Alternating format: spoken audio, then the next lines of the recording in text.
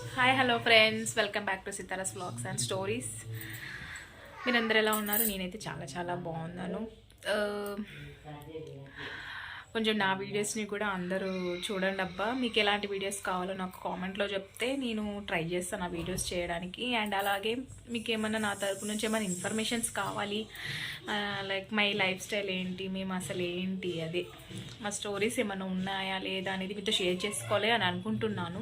ఒకవేళ మీలో ఎవరికైనా ఇంట్రెస్ట్ ఉండి నా వీడియోస్ని ఎవరైనా ఫాలో అవుతుంటే మాత్రం నాకు కామెంట్ చేయండి. మీకు ఎలాంటి ఇన్ఫర్మేషన్ కావాలన్నా కూడా నేను చెప్తాను. అసలు నా వీడియోస్ ఎక్కడి వరకు రీచ్ అవుతున్నాయి, అసలు చూస్తున్నారా లేదా, ఫస్ట్ నుంచి ఎండ్ వరకు అనేసి నాకు క్లారిటీ కూడా వస్తుంది అనమాట.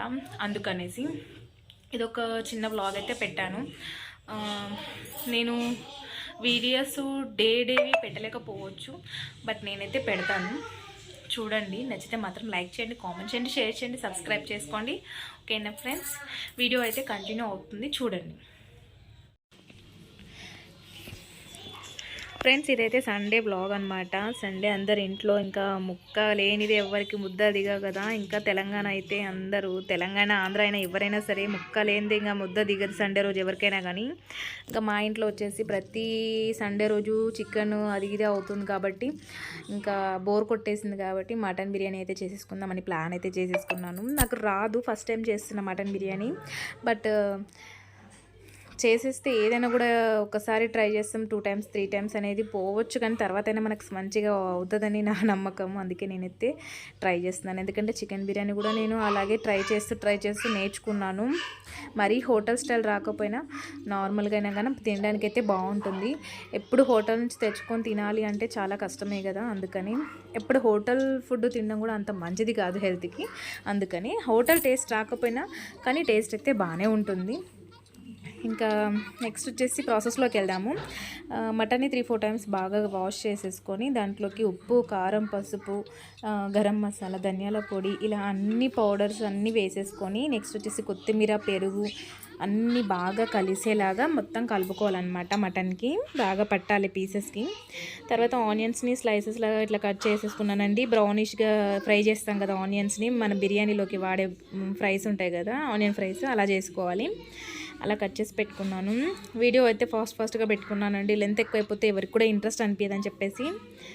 మీకు ఎక్కడైనా నాది వీడియోస్ బోర్ కొట్టేస్తే మాత్రం స్కిప్ చేసేసుకోండి, నో ప్రాబ్లమ్, బలవంతంగా ఏం చూడక్కర్లేదు. నెక్స్ట్ వచ్చేసి నేనైతే నార్మల్ రైస్తో ట్రై చేస్తున్నానండి మటన్ బిర్యానీకి. నేనైతే బాస్మతి రైస్తో వాడట్లేదు. మీకు ఎవరికైనా బాస్మతి రైస్తో వాడాలి అనుకుంటే మీరు వాటితోనే ట్రై చేయండి. నేను ఫస్ట్ టైం ట్రై చేస్తున్నాను అండ్ నార్మల్ రైస్తో ట్రై చేస్తున్నాను. ఇంకా మనం ట్రై చేస్తేనే కదా దానికి వస్తుందో లేదో అని తెలిసేది కూడా. ఒకసారి ట్రై చేద్దామని చెప్పేసి నేనైతే ట్రై చేస్తున్నాను. ఇంకా రెడీ అయ్యాక తెలుస్తుంది ఎలా ఉంటుందో ఏంటి అనేది, బ్యాడ్ ఆర్ గుడ్ అనేది మీకు లాస్ట్లో చెప్తానండి. నేనైతే బాగానే వచ్చిందా లేదనేది.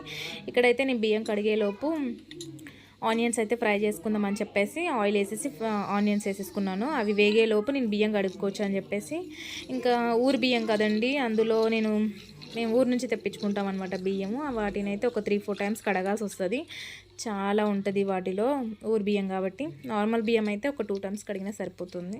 ఇది ఒక 3-4 times కడిగేస్తాను అనమాట నేను. నెక్స్ట్ అలాగే రోజు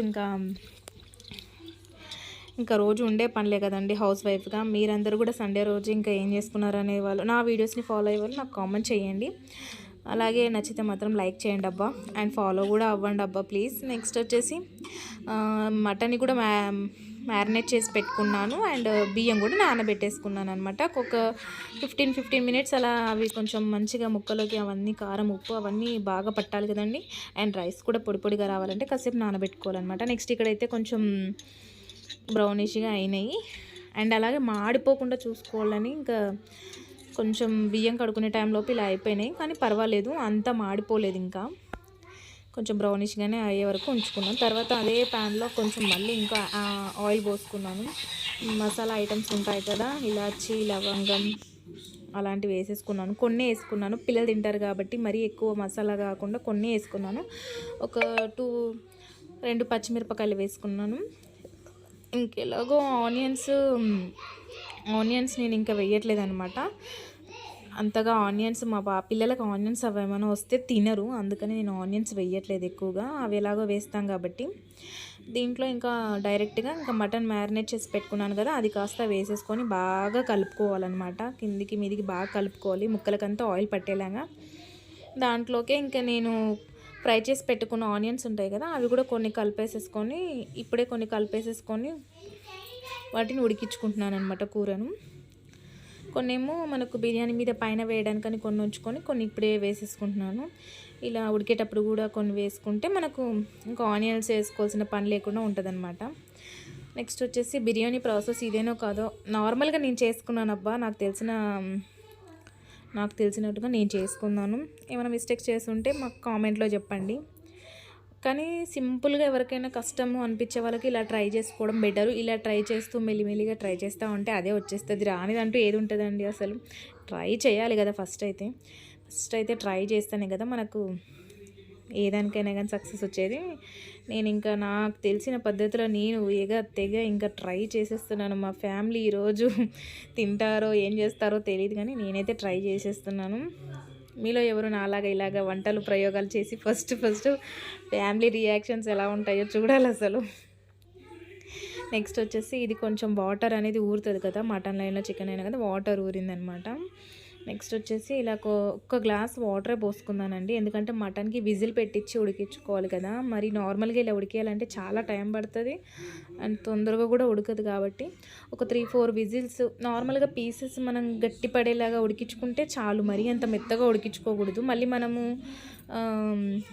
మటన్ ఇంకా రైస్ని కలిపి మళ్ళీ తర్వాత ఉడికిస్తాం కదండి, అందుకనేసి కొంచెం ఒక 3-4 విజిల్స్ వస్తే సరిపోతుంది. నెక్స్ట్ వచ్చేసి ఇక్కడ నేను రైస్ ప్రిపేర్ చేసుకుంటున్నాను అనమాట. రైస్కి తగ్గ వాటర్ తీసుకున్నాను ఒక పెద్ద గిన్నెలో. దాంట్లో వచ్చేసి సాజీరా, లవంగం, చెక్క, ఇలాచి ఆకు, పచ్చిమిర్చి, నిమ్మకాయ, గీ, ఉప్పు, ఇలా అన్నీ మన మసాలా ఐటమ్స్ అన్నీ వేసేసుకొని రైస్ని అయితే ఉడికించుకుందాం అని చెప్పేసి ఇలా ప్రిపేర్ చేసేసుకోవాలి. కొత్తిమీర కూడా కొంచెం ఇప్పుడే వేసేసుకుంటున్నాను. కర్రీ అయితే అయిపోయింది అనమాట, ఆల్మోస్ట్ కర్రీ అయిపోయింది. నెక్స్ట్ వచ్చేసి ఆ రైస్ని మనం కూడా మొత్తం కంప్లీట్గా ఉడికించుకోకుండా ఒక 70% అలా ఉడికించుకోవాలన్నమాట, మనకు సరిపోతుంది. ఇంకా కర్రీ ఉడికిందో లేదని ఇంకా చెక్ చేసేసుకోవాలన్నమాట. ఇంకా కర్రీ అయితే అయిపోయిందనమాట. నెక్స్ట్ వచ్చేసి సండే కదండి, ఇంకా ఇంట్లో ఇంకా పిల్లలందరూ ఇంకా ఆడుకుంటూ డ్యాన్సులు చేసుకుంటూ అవేవో వేషాలు నా చున్నీలతో శారీస్ కట్టుకోవడము, ఇలా డ్రామా చేస్తారు చూడండి, ఆ డ్రామాలు రెడీ అవుతారు, అలా రెడీ అవ్వడము, అలా నా చున్నీలతో కట్టుకొని వీళ్ళు ఏదో డ్యాన్సులు చేస్తున్నారు. కొంచెం మీకు కూడా ఎంటర్టైన్మెంట్ అవుతుందని చెప్పేసి చూపిస్తున్నాను అనమాట. మా చిన్నదైతే మరీ అసలు ఎక్స్ప్రెషన్స్ కానీ డ్యాన్స్ స్టెప్స్ కానీ అసలు అది చేసే పద్ధతి చూసారంటే నేనైతే ఫుల్గా నవ్వుకుంటానండి అసలు. మా పెద్ద పాప కంటే కూడా చిన్న పాప చాలా అల్లరి చేస్తుంది అండ్ చాలా యాక్టివ్ కూడా ఉంటుంది. పెద్ద పాప కంటే కూడా చిన్న పాపని చాలా యాక్టివ్గా ఉంటుంది. అందరి ఇంట్లో బేసిక్గా చిన్నవాళ్ళు యాక్టివ్గా ఉంటారు కదా, అది కామనే కదా. ఇంకా మీకు ఎంటర్టైన్మెంట్గా ఉంటుందని చెప్పి చూపించాను. నెక్స్ట్ వచ్చేసి ప్రాసెస్లోకి వస్తే నీళ్ళైతే బాగా మరిగాయి అన్నమాట. నీళ్ళు మరిగాక నేనైతే రైస్ వేసేసుకున్నాను.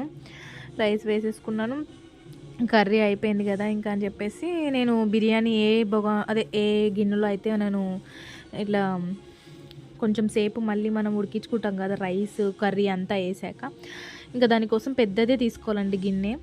ఇంకా పెద్దది తీసుకున్నాక దాంట్లో ఫస్ట్ అయితే కర్రీ మొత్తం వేసేసుకున్నాను. ఇంకా కొంచెం కర్రీ అయితే పక్కకు పెట్టుకున్నాను. నాకు రైస్ ఎక్కువ అవుతుందేమో అని అనిపించింది, బట్ మేము తీసుకున్న కర్రీ క్వాంటిటీకి కొంచెం ఎక్కువ అనిపించింది.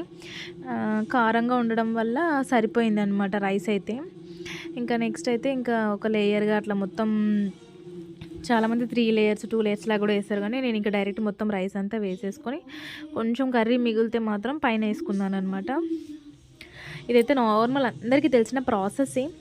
మరీ లాగ్ అనిపిస్తుంది నా వీడియోస్, బాగా లెంత్ ఎక్కువ అనిపిస్తున్నాయి, మీకు బోర్ కొడుతుందంటే నాకు కామెంట్లో చెప్పండి. నేను చిన్నగా వీడియోస్ తీయడానికి ట్రై చేసి పెడతాను. బట్ నన్ను కూడా ఎంకరేజ్ చెయ్యండి అబ్బా ఫ్రెండ్స్.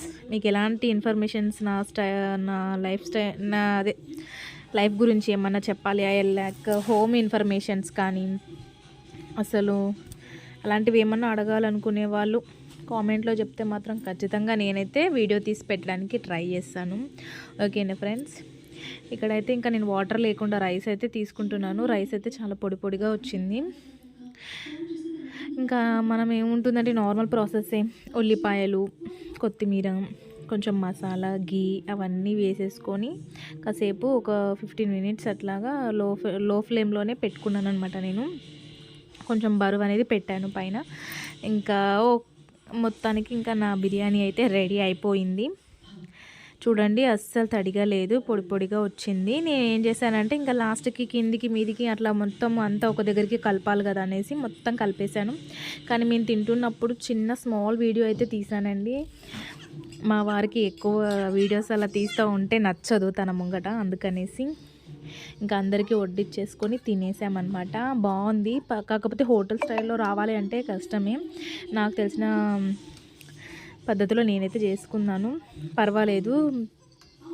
అలా ప్రతిసారి కర్రీసే కాకుండా ఇలా ట్రై చేస్తూ ఉంటే కూడా మంచి మంచివి మనకు ఇంకా అలవాటు అయిపోతుంది, ట్రై చేస్తూ ఉంటే కూడా. ఇంకా మీలో ఎంతమంది నాలాగా ట్రై చేసి ఫ్యామిలీస్కి పెట్టి వాళ్ళ రియాక్షన్స్ చూస్తారో నాకు కామెంట్లో చెప్పండి. ఓకేనా ఫ్రెండ్స్, ఈ వీడియో ఇంతటితో అయిపోయింది. Bye bye.